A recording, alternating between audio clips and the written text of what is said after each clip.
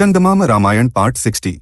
Lakshman, unable to speak anything and weeping, offered Sashtanga Namaskaram to Sita, circumambulated her, boarded the boat and reached the northern bank. Then, mounting the chariot, he departed while looking back again and again at Sita, who was weeping on the opposite bank like a helpless woman. Sita kept gazing at that chariot and began to weep loudly, unable to restrain herself. The deserted forest resounded with her cries.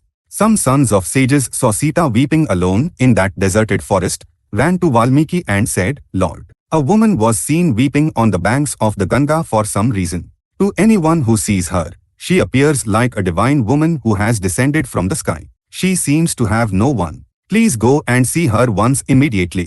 Sage Valmiki, accompanied by his disciples, bringing Arghya, came to the place where Sita was, recognized her and said, "Welcome to the daughter-in-law of Dashrath. Mother, I have perceived through my power how you reached here. The happenings of the three worlds are perpetually known to me. As long as I am here, you have no fear. My hermitage is nearby, there are ascetic women there. They will take care of you attentively. Do not be distressed, take this Arghya. In our hermitage, you may stay as if you are in your own home." Sita bowed to him and entered his hermitage following Valmiki. Valmiki entrusted her to the wives of the sages and told them that she should be looked after with friendship and respect. Lakshman, who was returning to Ayodhya, said to Sumantra, "Sumantra, you have seen how much grief has befallen my brother due to the separation from Sita, have you not? See how much hardship has come to the innocent Sita." Sumantra replied to those words, "Lakshman, sages of old have already said that Rama's happiness is brief and that separation from his kin will occur. That is a great secret. I will tell you, but you must not tell Bharat or Shatrughna," and spoke thus. One day, when Dashrath went to the hermitage of Vasishtha, Durvasa, the son of sage Atri, was there. Dashrath received a welcome and honors from the sages and, during the conversation, asked Durvasa, "Great soul, how will the future of my lineage be? What is the lifespan of our Rama? For how long will my other sons live? How many sons will our Rama have? How long will they live?" In answer to those questions, Durvasa told an ancient tale. In the war between Devas and Asuras, being defeated, the Asuras sought refuge with the wife of sage Bhrigu. She granted them protection. Seeing this, Vishnu became angry and severed the head of Bhrigu's wife with the Sudarshana Chakra. Immediately, sage Bhrigu became enraged and cursed Vishnu to be born in the world of mortals and suffer from the separation of his wife. By the power of that curse, Vishnu was born as the son of Dashrath and became famous by the name of Rama. Rama will surely experience the fruit of the curse. He will rule Ayodhya for 11,000 years, perform many Ashwamedha sacrifices, and go to the world of Brahma. 2 sons will be born to him, however, they will be born in another place instead of Ayodhya. Their coronation will be performed by Rama, Durvasa told Dashrath. Talking thus, Lakshman and Sumantra reached a place called Gomti by evening and spent that night there. The next morning, as they continued their journey to Ayodhya, Lakshman was deeply distressed about what he should say to Rama. The chariot reached Ayodhya. Lakshman descended from the chariot in front of Rama's house, went inside, bowed to Rama who was sitting on the throne shedding tears in distress, and said, "According to your command, I have left Sita at the hermitage of sage Valmiki on the banks of the Ganga. Do not be distressed, decay follows growth, fall follows elevation, and separation follows union. These outcomes are inevitable. The ill repute that has come will fade away on its own. Lakshman, you followed my word, I am very pleased. I have no sorrow," said Rama. By then, he had not looked into the grievances of the people for 4 days. Rama told Lakshman that it was a great mistake and told the story of King Nriga as an example. Formerly, King Nriga donated crores of cows to Brahmins. One of the cows he had donated accidentally returned and joined the king's herd of cows. Unaware of this, the king donated it to another Brahmin. The Brahmin who first received the donation, while wandering in search of his cow, recognized his cow in the house of the second Brahmin at a place called Kankhala and called it by the name he had given it. The cow recognized its old master's voice, broke its tether, and followed him. Seeing that, the second Brahmin said, "Why are you taking my cow away? King Nriga donated this to me." The first Brahmin said, "That same King Nriga donated this to me as well." Since this dispute was not being resolved between them, they went straight to King Nriga. However, they could not obtain a royal audience for a long time. They had to wait at the outer gate for days. Finally, they became angry and cursed the king to become a chameleon and live in a pit unseen by anyone.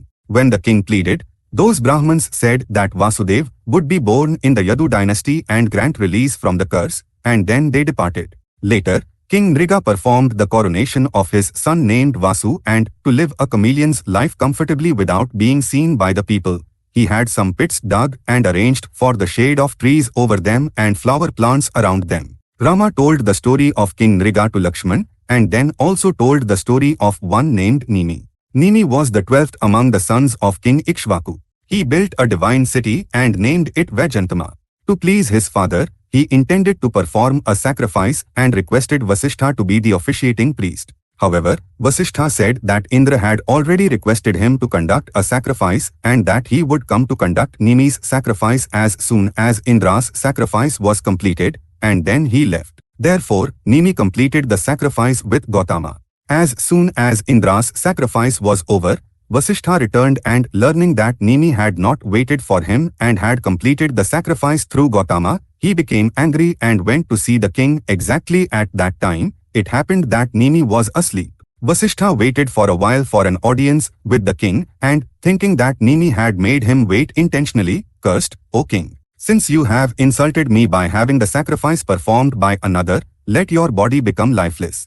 Later, the king awoke and, learning of the curse given by Vasishtha, gave a counter curse, "Let your body also become lifeless for cursing me while I was asleep."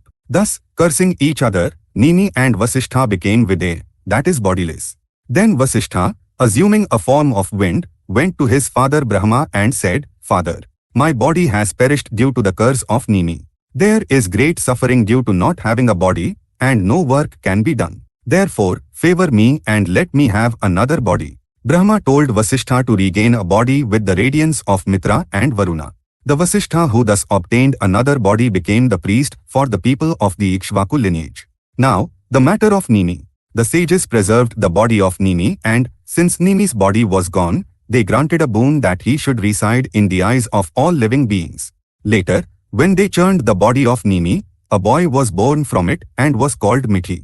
The city of Mithila was formed in his name. He is also known as Janka.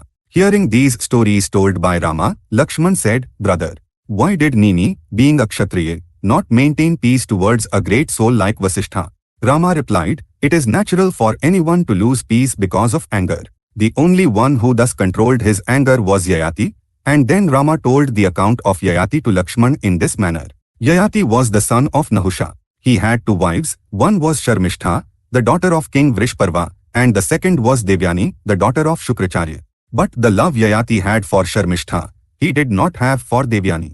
Similarly, he did not have as much affection for Yadu, the son of Devyani, as he had for Puru, the son of Sharmishtha. In truth, Puru was of good character and was also the son of Sharmishtha. Unable to bear his father showing greater love for Puru, Yadu said to his mother Devyani, "Mother, why should you and I, your son, endure such an insult even though you are the daughter of someone as great as Shukracharya? Let us both jump into the fire and give up our lives. Even if you endure this insult, I cannot, I will commit suicide. Give me your permission," and wept loudly. Seeing the grief of her son, Devyani became angry. She thought of her father, and immediately Shukracharya arrived. "My husband treats me very lightly. It is difficult to bear this insult. I intend to commit suicide by jumping into the fire, eating poison, or falling into the water," Devyani said to her father. Shukracharya was filled with uncontrollable anger, cursed Yayati to live with old age, consoled his daughter, and returned home. Yayati accepted the curse of Shukracharya with great patience. He called Yadu and said, "Son, I am not yet satisfied with pleasures. Therefore, will you bear my old age for some time? After I am satisfied with pleasures, I will give you back your youth and take back the old age." Yadu said, "When Puru, who is worthy of dining beside you, is there, why should I take your old age? Ask him to take it." Then Yayati called Puru and asked just as he had asked Yadu. Puru wholeheartedly agreed to accept his father's old age. Yayati gave his old age to Puru, obtained his youth, and performed several thousands of yenas. He ruled the kingdom for many thousands of years. Finally, he took back the old age from his son, performed his coronation, and made Yadu, the son of Devyani, unfit for kingship. After Yayati, Puru ruled the kingdom for a long time with Pratishtanpura as the capital. While Rama and Lakshman were narrating stories in this manner, the night passed, reddish dawn streaks appeared in the east. Chandamama Ramayana, Part 60 is complete. For now, Swasti.